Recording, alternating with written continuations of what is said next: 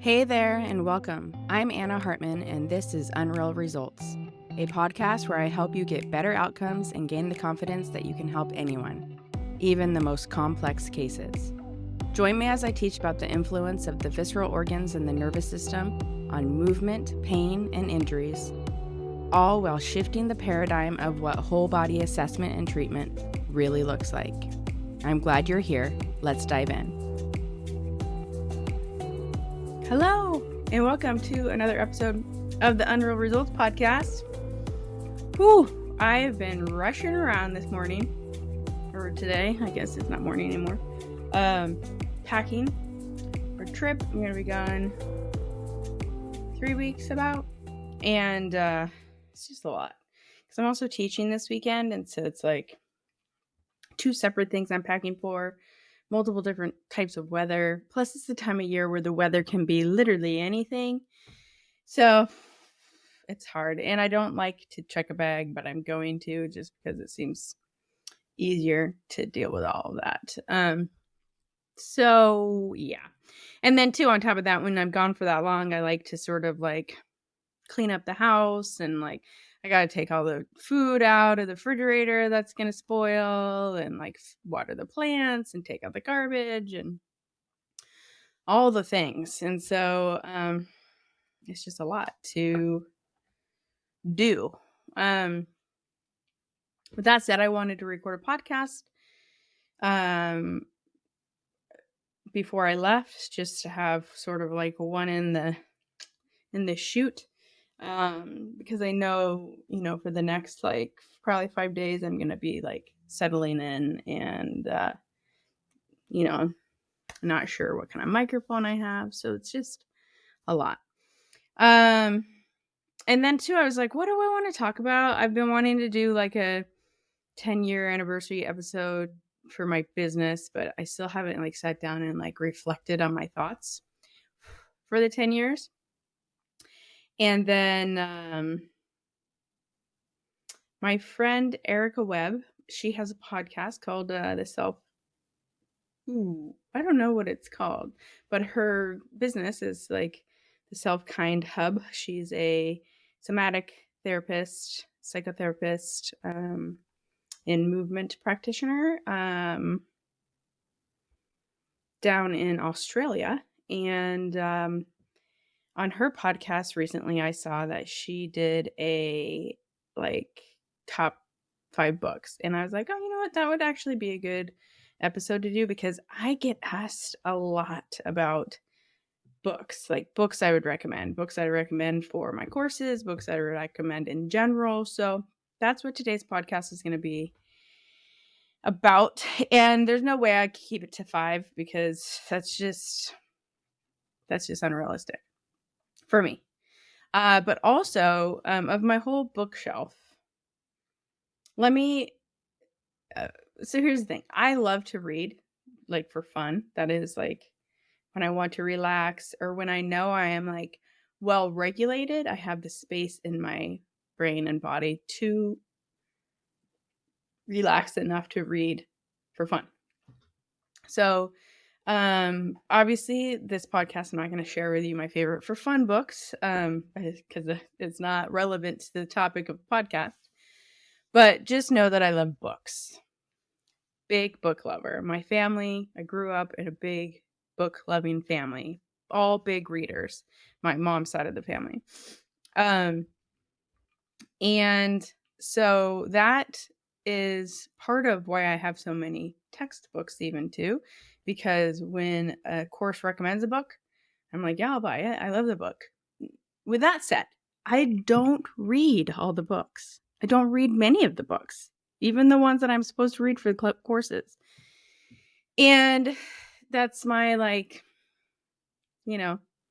my secret, my bad habit is I have a lot of books that look cool on my shelf, but I've never read them. And, but they're there for reference, which I like. A lot of the ones I'm going to share with you today, I have read a lot of. I still haven't. I'll let you know as I go which ones I've actually read cover to cover. But yeah, and then obviously it's not an exhaustive list of like my favorite books, but just kind of today what I pulled from the shelf when I was looking through of like, oh yeah, this would be good. This would be good. So hopefully you enjoy this episode, and I'll try to tie it into all the things. Actually, this one is already on my desk because I was sharing it with some people I do consulting with the other day. They asked me like, is there a book to read that would prepare you or prepare us to like talk to somebody else about how you evaluate like the LTAP, that kind of thing? Well, here's the thing. I made the LTAP up based on all my knowledge from other practitioners, from other courses, and that kind of thing. So there's not a book on the LTAP. There's not even a book that really sums up, obviously, the MovementREV methodology because I haven't written a book. And so it's hard when people ask me for what books to have to prepare themselves for my courses because I'm like, it's not that black and white. There's not going to be a book that is like I'm teaching from or always directly speaking to. But this one I do like. Obviously, you see there's a lot of like little notes in here. I have not read it cover to cover. I will fully admit that. But it's by Alain Crobier. He is a instructor in the Brawl Institute, like Jean-Pierre's partner, really. He writes a lot of the books with Jean-Pierre. This book is called From Manual Evaluation to General Diagnosis, Assessing Patient Information Before Hands-on Treatment. So it's actually a lot about subjective information, but it goes over a lot of objective assessments as well. So this is a really good one of sort of like looking at the orthopedics as well as the visceral and neural components and sort of like blending them together a little bit. So that is a good one. This one, I talk about this a lot. I've talked about this on many podcasts, on many Instagram posts. This is one I have read cover to cover multiple times, actually. And it is from my mentor, Philip Beach. Philip Beach is an osteopath from New Zealand. He's also a Chinese medicine practitioner, acupuncturist, and amazing human. This book describes his model of movement called the contractile field theory, and it's called Muscles and Meridians, the Manipulation of Shape. So this one, I teach a lot of his stuff, especially within the Revitalized mentorship, but you'll hear me reference his work a lot. So the thing about this book, though, the first, probably the first, let's see, 6? No. The first 3 chapters, so the first 66 pages, are really all about embryology and evolutionary biology. And so, but definitely very thick embryology. So I actually recommend people skip the majority of the embryology at first and then dive right into the different contractile fields and then this sort of more practical application and then go back to the embryology. Embryology is very confusing, especially when you're reading it and don't have pictures. So he was limited at how many images he could use in this book when it was published. So that makes it hard to teach embryology. I really did not appreciate the embryology chapters of this book until I'd taken multiple courses from Philip in person where he was able to show and describe the embryology, with models and pictures and all the things. So I think the embryology piece is fascinating and a super important part of the movement model. But in order to get through the book, because the book, it does have so many gems in it, I just usually tell people to skip that first part and then go back to it. This is another one I've read cover to cover. You'll see a theme here. If the book's small, I would have read it. If it's big, no chance. But this is a classic one from Jean-Pierre. This one in our Brawl Institute classes often are recommended to give to your patients so they sort of understand the connections of the viscera to the body. But the book is called Understanding the Messages of Your Body how to interpret physical and emotional signals to achieve optimal health. So, like I said, it's by Jean-Pierre, and it basically goes like organ through organ and talks about the emotions associated with them, the body parts associated with them, and sort of the general constitution of people who have challenges with them. Great reference. This is another one I've read cover to cover. This book actually goes with VM5, so visceral manipulation number 5, the 5th class in the sort of the core visceral manipulation courses. It's called Manual Thermal Evaluation. And even if you don't know how to do manual thermal information, the information in this book I find is very helpful. It talks about a lot of like connection between the organs and the different parts of the body, relationships of organs to themselves, relationships to obviously thermal changes, that kind of thing. So I think it's a really good reference and super interesting. And if you can gain the knowledge from it to understand how to address or assess thermal things, it can be helpful too. This one is one I recommend in my mentorship program.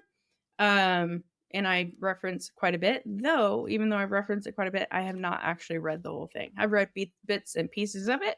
The bits and pieces of it I've read have been great. I'm not really sure why I haven't read the whole thing, except for sometimes books like this become redundant.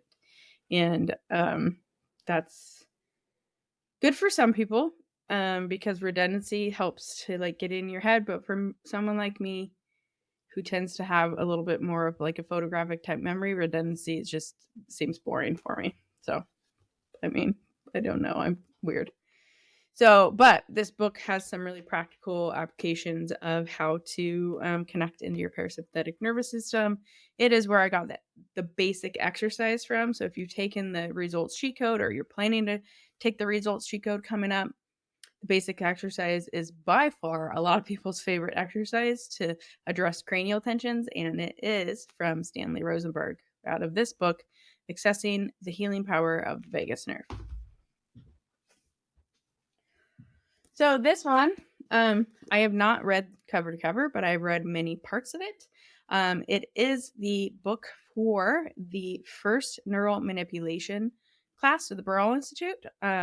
Well, first and all of them actually, but it's like, that's where you're first recommended to buy the book and read it to prepare for class. It's called Trauma and Osteopathic Approach. It's by Jean-Pierre and Alain, and it is excellent. It makes you really open your eyes to the effect of whiplash forces on the body and what that does to the osteoarticular and visceral articular system. And it is one I reference a lot, especially when it comes to restrictions around the central nervous system. But it really talks about everything. And that trauma book talks about the central nervous system, the peripheral nervous system, the visceral system, all the parts that are affected in trauma, because the entire body is affected when we have mechanical trauma. So that's the other thing too. Trauma nowadays in the world is like buzzword, more from a psychotherapy standpoint. And obviously important information, important stuff to unpack and to learn how to deal with that affects the somatic body too. But this book, Trauma, is actually discussing mechanical trauma, physical mechanical trauma to the body.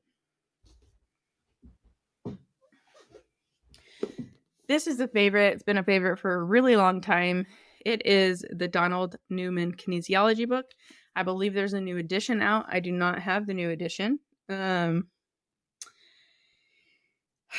use it mostly as a reference. I've not read it cover to cover, though I've read many of the chapters, full chapters, depending on what I'm looking at. It is my go-to reference for any sort of mechanical, biomechanical thing.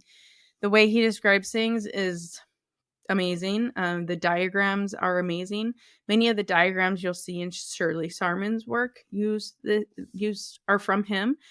This is obviously, actually, maybe not obviously, but that's where I heard about him in this book from originally, was when I took the long-term movement impairment syndromes course from Shirley Sarman. So It's a great book, great reference for movement and biomechanics. Another great reference, or I have read this one pretty much cover to cover. Not fully, let's be honest, but the majority of it. The majority of the chapters, the practical chapters, the first 3 chapters are more theory, and I've brushed through them. But it's a great book, especially if you're looking to increase your knowledge on where you can access peripheral nerves of the upper and lower extremities. It is called Manual Therapy for the Peripheral Nerves, and it is by Jean-Pierre Barral and Alain Crobier. This one, it's small, so what do you know? I've read the whole thing cover to cover. It's a great book. It is about breathing. It is recognizing and treating breathing disorders, a multidisciplinary approach. It is edited by Leon Scheitau, Dinah Bradley, and Christopher Gilbert. This is great. Chocked full of different perspectives, different pieces of everything to do with breathing, from a mobility to a physiology to a stability to vocalization, all of the things. So it is really great. I've referenced it quite a bit. And like I said, one of the rare ones that I've read cover to cover. This is an oldie, but a great one. I've read this cover to cover. It was a book that I had to have for grad school for one of our sports medicine classes. I don't even remember the name of the class, but it was all about tissue healing. This book is called Musculoskeletal Trauma. So again, more about mechanical physical trauma. Implications for sports injury management, from the GOAT, the OG, Gary Delforge, one of the original athletic training faculty at University of Arizona, and then Arizona School of Health Sciences. So this is great. If you want to understand the stages of rehab from a tissue standpoint and why we care about things like that, this is the book.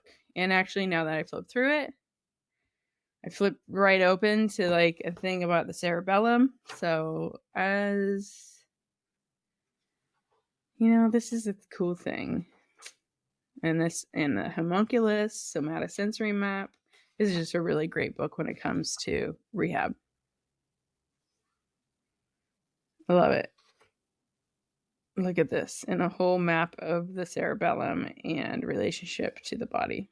What a great book. Sounds like I'll be reading this again. And it's cool too to think about, because it's like what grad school was 20 something years ago. And I was a whole different clinician back then. I was a whole different human. I was a baby. I didn't know, hadn't really touched a whole lot of bodies from a treatment perspective yet. And so sometimes books are really cool like that, or even courses are cool like that. Taking them again, reading things again when you're more of a seasoned professional, and you pick up so many different things. And that's also, you know, I sometimes when I teach, people are like so worried about getting all the information in their head. This is a good example, and this is a good thing to remember, that you will take away from a course or a book what you need to know at that moment. Everything else is just not important for that moment of time. And that's the beauty. You go back through it and you'll take away more information. And so it sort of takes the pressure off of learning too. It's like you don't have to, which I think too is why I'm never really worried about finishing a whole book, because I recognize that whatever I need from that book, I don't need the whole thing right now. And one day it'll be on my bookshelf and I'll go back to it and I'll read wherever I open up to that day will be helpful. So it just takes the pressure off learning. There's no reason why we have to remember everything. Which is also, a lot of people always ask me about the anatomy and like where to learn the anatomy better. And they get really worried about like memorizing the neural anatomy and like knowing where things are, because they hear me like just ramble it off like it's just always in my head. But it's only in my head because I reference it a lot in books and on the internet. At no point did I pressure myself that I had to have it memorized. One, it's how my brain works. But then two, I'm like, it doesn't matter whether my brain remembers it or not. I have phone in my hand most of the time that I could pull up pictures from. And when I don't have my phone and I'm at my house, I've got on my atlases. Like, there's nothing wrong with pulling up the information. We're not computers, and our patients don't expect us to be computers. So take the pressure off of feeling like you have to learn everything and stuff it in your head and keep it and know how to use it constantly. That's just not how it works. Next one, also another classic in the movement world, Shirley Sarman, Diagnosis and Treatment of Movement Impairment Syndromes. Now, I don't necessarily treat from this anymore, but man, I still use the movement diagnoses and the assessments and everything I do. It's just now I view it differently on how the movement dysfunctions or compensations, what they're driven by. Right now, I appreciate that they may be driven by a visceral piece or they may be driven by a neural piece, but understanding how to assess them in the first place is a big part of helping to figure things out. So it's a classic OG book. She has a second book that I have on my bookshelf. I haven't read it. Haven't even opened it, to be honest. I don't know why I've never really taken the time. But the first one is classic. It is a lot when I put all these books on my shelf. I'm like, man, Anna, you could have narrowed it down, but no, I could not have. So these two books, they're all kind of put together. They came out kind of around a similar time. Back, maybe early 2000s. 2010s, early 2010s. So this book, Fascia, The Tensional Network of the Human Body, it was edited by Robert Schleip, Thomas Finley, Leon Scheitau, and Peter Waving. I'm not sure if that's how you say his last name. But first of all, take a second. Rest in peace, Thomas Finley and Leon Scheitau, two amazing minds in the fascial world who have passed away since these books were published. But this is a great one. At the time when this came out in 2012, it was hard to find a lot of information on fascia. And so this was like kind of a Bible. And it really is a lot of like different articles that, eventually became research articles or published articles. And it was just a really good reference at the time. I still think it's a great reference. You could probably find a lot of it in journals and articles now too. Then this one came out maybe a few years after. It's the more practical edition of that one. So that one's a little bit more of the deeper science, and this is a practical application of that information. So it's called Fascia in Sport and Movement. It is also edited by Robert Schleip and Amanda Baker. It's great. One of my mentors, Elizabeth Larkham, her work's in here too, which then turned into an entire book of hers called Fascia in Motion. Great references. All right, the last few. Another book from the Burrell Institute. This is written by Eric Marlin. He's one of their teachers from Europe. He teaches the course Vagus Nerve and the Autonomic Nervous System, and this book is basically that course. So it's called The New Approach to the Vagus Nerve and the Autonomic Nervous System.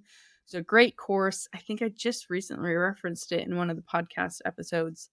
But if you can't make it to the course or you don't have the prerequisites for the course, this book is a great substitution.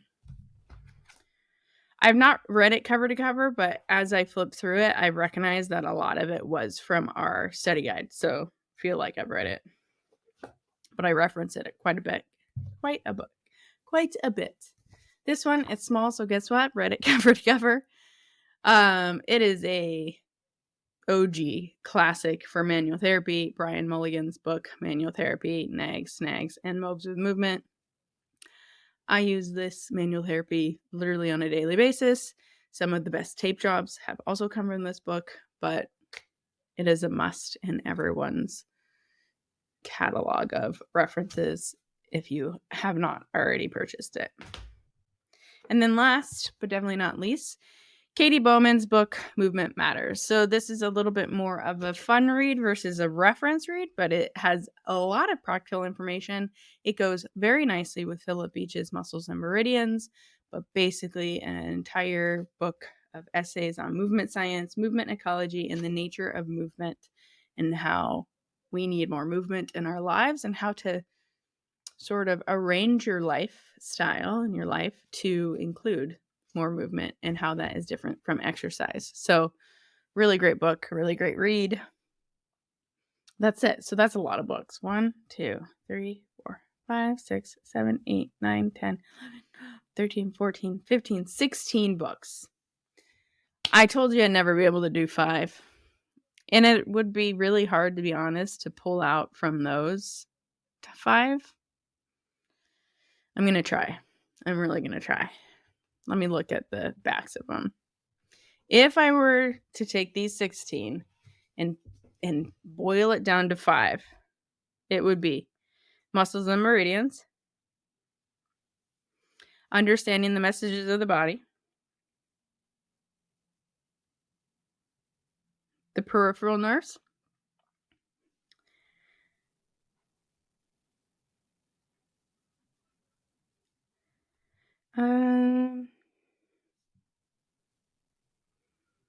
Accessing the Power of the Vagus Nerve. 1, 2, 3, 4. Ooh, what's my 5th one going to be? And Movement Matters. That's the 5th one. So no surprise, they're all the smaller books, but that makes them more readable. So Philip Beach, Muscles and Meridians. Jean-Pierre Barral, Understanding the Messages of Your Body. Stanley Rosenberg, Accessing the Healing Power of the Vagus Nerve. Jean-Pierre and Alain Crobier, Manual Therapy for the Peripheral Nerves. And then Katie Bowman, Movement Matters. That's my top 5 of those top 16. Obviously, I love all the books, so I'm never going to tell you not to get a book. Hopefully you enjoyed that little book fair. And I'll make sure Joe links in the show notes a link to my Amazon store, which I believe has all these books in it. I will double check and make sure they're all there, and check them out if you want. If you don't want to use my Amazon link, no worries. Buy them wherever you would like. The Barral books often are not available on Amazon anymore, but so you have to go to the Barral Institute for that. But the rest of them probably are available from Amazon or whatever bookseller you like to use. Barnes & Noble's, an independent one, directly from the publishers, whatever. You don't always have to support Jeff Bezos. And that's it. I hope you enjoyed it, and we'll see you next time.